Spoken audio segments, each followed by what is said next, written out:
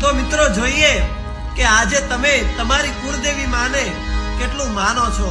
જો માનતા હોય તો 5 મિત્રોને શેર કરીને કમેન્ટમાં લખી દેજો તમારી કુળદેવી માતાનું નામ અને ફોલો કરી દેજો. એટલે હો લાલ લીલા પીળા રંગના માને ચંદ